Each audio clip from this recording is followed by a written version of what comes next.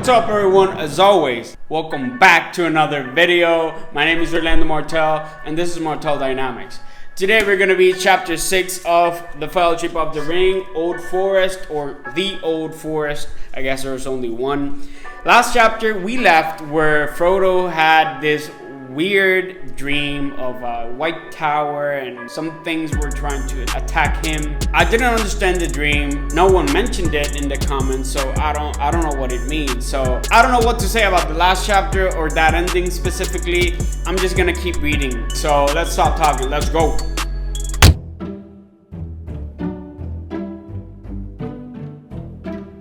Okay guys, so I don't know if much is going to happen in this chapter. I've just read like 1/3 of the book because nothing of my specific interest happened that I wanted to tell you guys, but I stopped.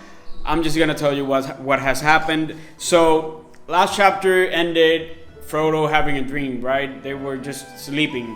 Now in the Crook House, what's the name of the house? The house Merry Brandybuck prepared for Frodo. They are there, they are sleeping. They wake up, suddenly everyone is up, you know, one is making breakfast and others getting the ponies ready and everything. They pack everything and they leave. Keep in mind, at least I am keeping in mind that these dark figures are still following them. I don't know what relationship does these dark figures and the forest have with each other. The old forest is described as evil, not evil like evil, but evil in the sense that they don't like strangers, you know, and everyone that gets in, it's just a weird stranger invading their lands. So they wake up, they get ready, they start their journey into the old forest. The Fredegar character, the one that's going to stay in the house, walks them until the very edge of the forest. You know, they get in, they start their journey. As soon as they get into the old forest, they feel weird, they feel like someone's watching them, someone is like, you know, just staring at them, listening to them. Sometimes they feel like the trees get nearer to them, and sometimes they feel like they walk away. I don't get it. I've always had a problem with magic here. So are the trees actually getting closer to them, like walking? Or how do they move? Do they just disappear from here and appear here and then it feels closer? How does it work? If they are not actually moving, how are they actually getting closer? You know what I mean? So I don't get it. The point is that they feel they are crowded by actual people and that the trees are staring at them. Merry Brandybuck explains that someone told him the trees are not that dangerous in the daylight, but at night they actually talk to each other and they, you know, share information and news and whatnot. All the hobbits are scared. You know, the only one that seems confident or just relaxed is Merry Brandybuck himself, which is kind of the leader of the group now, or at least for now, because it seems he knows the way through the old forest. Frodo attempted to calm the attitudes or just the feelings of everyone, because of course everyone's scared. There came a point where Pippin just got enough of it, of just feeling like he was being stared at. There was not as yet any sign of a path, and the trees seemed constantly to bar their way. Pippin suddenly felt that he could not bear it any longer, and without warning let out a shout. "Oi, oi!" he cried. "I'm not going to do anything. Just let me pass through, will you?" And everyone just got, you know, everyone was startled. They were like, "Joe, shut the up." Everyone scared shitless because they just want to pass through, you know, all these myths about the old forest being dangerous and shit. And this guy's just losing his mind. Frodo attempted to calm everyone down. He started this song, but he was just too scared, so it ended up in a murmur. His voice sank to a murmur. "Oh, wanderers in the shadowed land, despair not, for thou dark they stand. All woods there must end at last, and see the open sun go past. The setting sun, the rising sun, the day's end or the day begun. For east or west, all woods must fail." And then he got too scared to continue or finish the song. Everyone is just scared. I don't know what's happening other than they are just walking and trying to find the path through the forest. I think they were looking for a place where some dwarves I think in the past made some, I don't know what to say, activity, reunion, what was it? I don't know, because I think Mary Brandybuck explained that there was a time where, I don't know, the forest had some feud with some dwarfs and they fought each other, and dwarfs were cutting down trees and somehow it stopped. I didn't get it. I didn't understand it very well. It stopped, but that place where the dwarfs were once, it's still there. They found that place and, they start to look upward. The trees are so tall that the sun can just, touch the top part of the trees. And again, I'm lost. I don't know what happened, but suddenly a path appeared. And that's where I ended up. So I'll continue reading.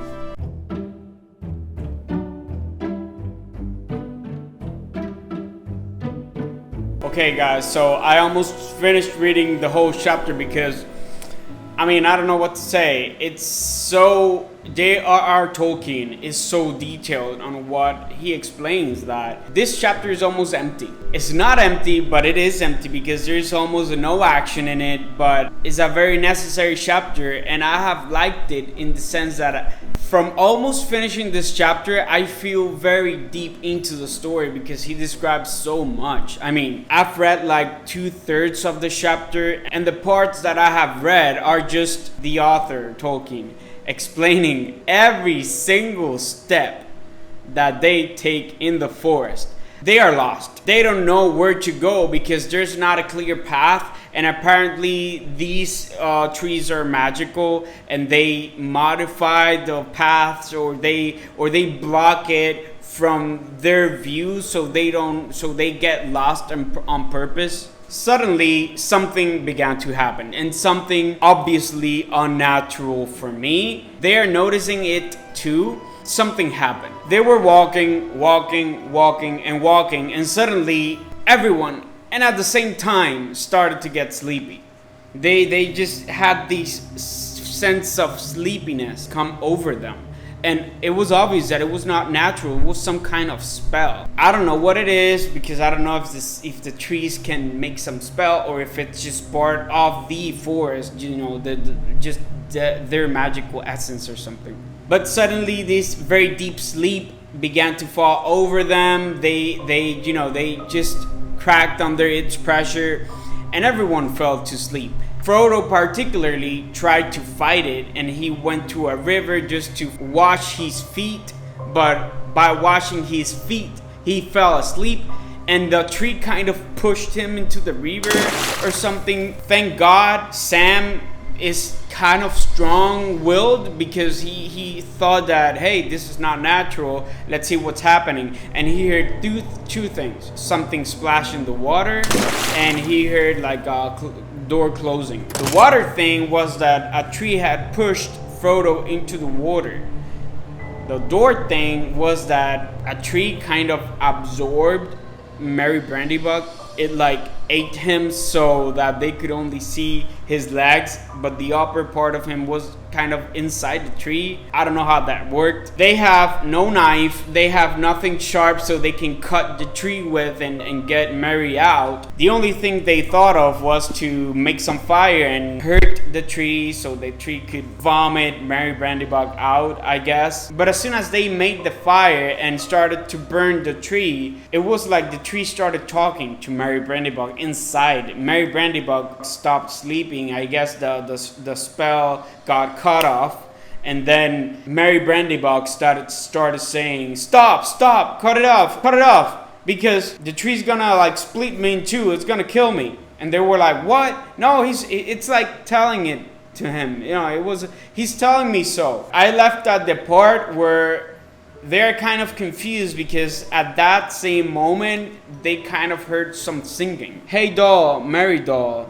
ring a dong dillo, ring a dong, hop along, fall all the willow, tom bum jolly tom bum badillo. Of course, the book says that they were half hopeful and half afraid of some new danger. The song continues saying, hey, come merry doll, derry doll, my darling, light goes the weather wind and feathered starling, down along under hill shining in the sunlight, waiting on the doorstep for cold starlight. There my pretty lady is, river woman's daughter, slender as the willow wand, clearer than the water.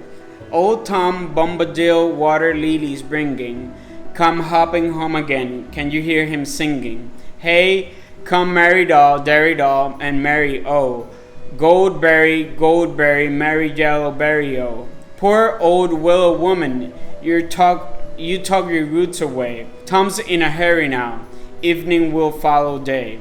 Tom's going home again, water lilies bringing. Hey, come Derry doll, can you hear me singing?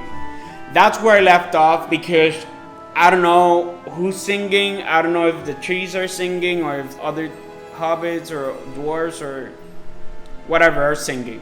I only have like 1.5 pages left. This chapter, it's been confusing to me because I don't know what's happening. They're just like walking and lost in the old forest. So I'm gonna keep reading.